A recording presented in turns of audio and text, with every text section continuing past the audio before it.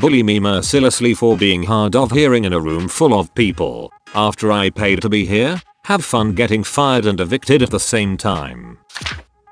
I could get into huge trouble for posting this, but it's been a couple of years and nobody in my life knows I use Reddit, so I think we're in the clear. I'm going to take out any details that might give someone an idea of who I am, though, just to be safe. TLDR, ride operator mocks me for being hard of hearing. I get him fired and evicted across the country from his hometown in the same day. Okay, so I'm not the type to ask for impossible shit or to demand ridiculous accommodations. And don't get me wrong, I'm usually very polite to service workers, but I will straight up go full bitch mode when I don't get what I'm paying for. And when workers are being purposely dismissive or rude. I do this weird sort of stern middle-aged mother bitchy thing when I'm being dismissed at customer service, or when I have to deal with my boyfriend's bank, which will put him on hold for like 4 hours and treat him like absolute horseshit until I get on the phone and suddenly they're all yes ma'am, no ma'am, certainly ma'am, we can fix that right away ma'am.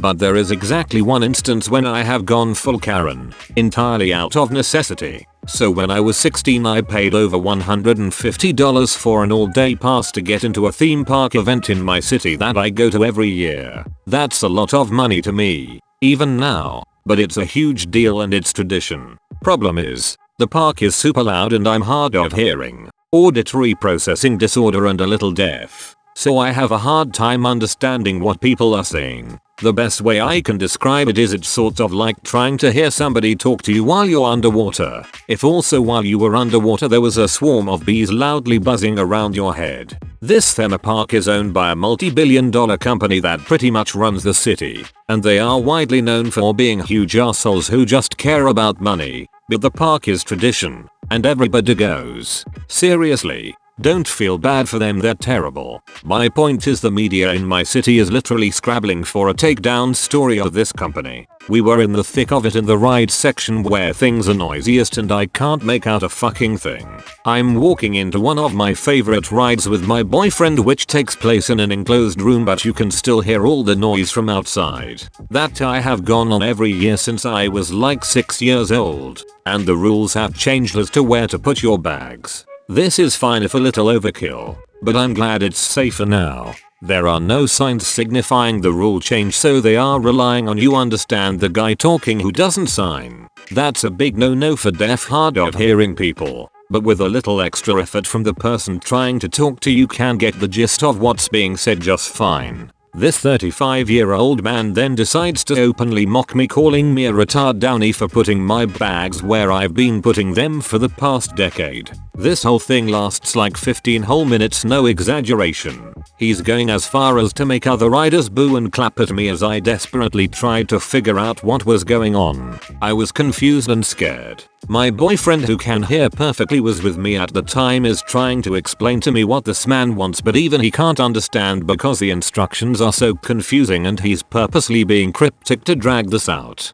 The door is closed and he won't let anybody leave until the ride was over, even when I was banging on the door trying to get out. I was literally crying at one point as people laughed at me, right up until I started signing and they realized I literally cannot understand. Straight silence across the ride as nobody wants to get involved. Ride operator guy doesn't care even when my boyfriend is telling him I can't hear him and tell to him clearly what he wants me to do so he can sign it to me. After that 15 minutes was up, finally some random citizen waves to get my attention and plays charades with me for 30 seconds before I 100% understood what was being asked of me and did it. To which this ride operator scoffs at this guy like he's pissed in his Diet Coke and starts to slow clap, while literally refusing to start the ride until everybody awkwardly slow claps with him. At this point everybody just wants this to be over and humors this guy while I'm still crying. The ride started and the entire time it was dead silent except for me sobbing.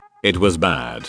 People apologized to me outside and told me they were sorry for playing along and that they wished they'd have been the one to help me. Anyway, I f***ing ruined that guy's life over the course of the next hour. It was like World War II at the customer service kiosk, which was near the entrance where it was quieter. I didn't need an interpreter, so I sent my boyfriend away to enjoy his day since mine was already shot. It was a hard sell, He was very protective after that whole fiasco while I committed first-degree murder. The customer service lady tried to give me a voucher for half price $30 ice cream and told me the guy was new and was just trying to do his job and that I should calm down. Oh, I did not pay $150 every year for a decade to be bullied for being legally deaf by some guy you brought on a week ago. I want your manager's manager on the phone right now. Also help Emmy. God, I made like 15 calls. I threatened a class action lawsuit. I literally called a family friend who is a lawyer right there at the customer service to show I was serious. I was pretty reasonable with anybody who wasn't acting like a class A dumbass. Called my local deaf and hard of hearing advocacy group. And the kicker, I called like 6 separate news channels. They were very interested in my story. This guy's boss came down to do damage control to tell me he was going to put the guy on suspension until the theme park moved to the next city in a couple days. Not good enough. Who's your boss? I was out for blood. Once I'd reached literally as far up as I could go, some lady had to drive in from across the city to deal with me. The ride people's manager and the customer service people's manager were full-blown arguing about what to do as I began practicing what I was going to tell the news people when I got home. Apparently they would have had to close the ride for like 4 hours while they got the only other guy who could operate it in from some event he was at. Maybe a wedding? I don't know. I wasn't listening. I didn't give a shit. Then I said something along the lines of, it's not my fault you hired a discriminatory egghead who likes to pick on deaf teenage girls. I want him fired and I want this shit on a record somewhere. I want consequences and I want my fucking ticket camped. Before I talk to highly respected state newspaper. They both turned to me at once and it was like 2 owl bobbleheads looking at me. You're a minor. That man's ass was grass right then and there and I was the lawnmower. He had sown the wind and I was the whirlwind. There was no saving him. Not only did they comp my ticket, they also gave both my boyfriend and I VIP passes and bought me lunch from any food stand in the theme park. Turns out the guy was actually living with the traveling theme park for the summer. Sort of like a 21st century circus but with running water, in a park-owned trailer as they traveled across the country. I was unaware of this, but I'll be honest, it wasn't an unwelcome surprise. A security guard, at my insistence, led me to the edge of the closed-off trailer area where I watched him pack his shit into a backpack and a box, leaving what he couldn't carry, presumably to be picked up later or thrown out, before he was led by 2 separate security guards out the back. Basically evicted and fired in one solid punch. I don't know where he went, but I highly doubt he had a place to crash in the city. The park then, hilariously, called my 50-year-old redneck dad to ask if the punishment and compensation for me was to his satisfaction and if he would be pressing charges speaking to anybody about the incident. They meant the news. And he basically just said, yeah, that's fine. What direction did he go in? What a goof. They would not tell him. Eventually he got me on the phone and asked if I wanted to press charges against the park or if I would want to speak to anybody. No, I'm alright. I'd like a camped lunch for my boyfriend who was with me when it happened though, if that's alright. That way we can eat together. My dad laughed and told them what I wanted, and that was that. They had me sign some paperwork that basically prohibited me from talking to the news or posting about it on social media. And a customer service dude went, found my boyfriend, and led him to where I was waiting with 2 VIP lanyards and eating. I'd already ordered.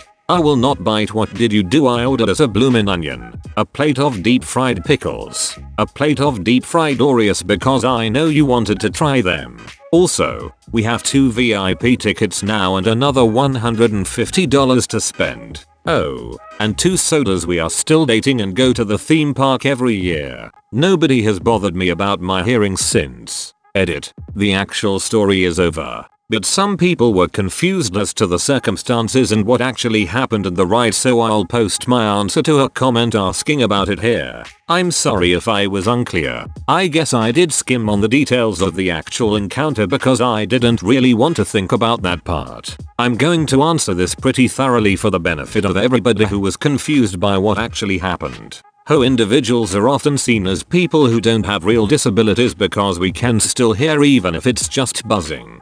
So even if I had talked to someone in advance I would have been told that it would be fine. This theme park is open for 2 months and is the physical size of Disney World divided by 6. With over 20 million people attending annually, so accessibility accommodations legally should have been in place and there was no organizer to talk to. There was no sign and the rule change was to be explained by the ride operator who was the only employee in the ride. Thus I didn't know my hearing was an issue on this particular ride, as it had never been an issue in the past 10 years I'd been attending this park, and everybody I spoke to in that time had been able to adequately explain to me what was going on, using basic cues. Hence the guy who played charades with me being able to explain what I needed to do in 30 seconds. I also had a notebook which the ride operator refused to take. While I understand why you might consider this similar, I was in no way able to hear anything spoken during the encounter, and there was no way I could have asked him to just repeat himself or to speak louder because it simply wouldn't work. All the noise of the roller coasters and the music coming from all the games and from the people sort of works its way into just one overbearingly loud buzz, like the world's shittiest case of tinnitus, and it drowns out everything.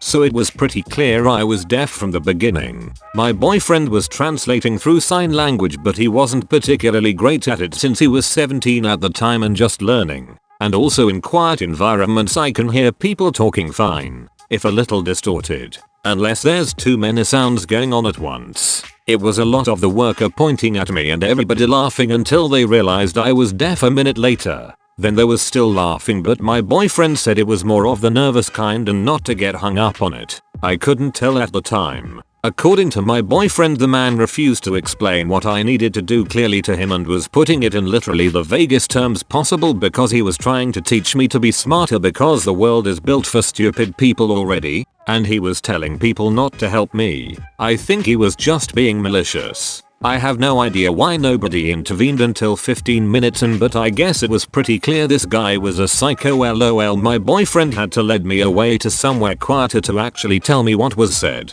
So I was pretty much completely in the dark about what I was doing wrong until the other guy played charades to let me know what I needed to do. For the first minute or so I thought I might have farted super loud and I just didn't feel it or something. LOL.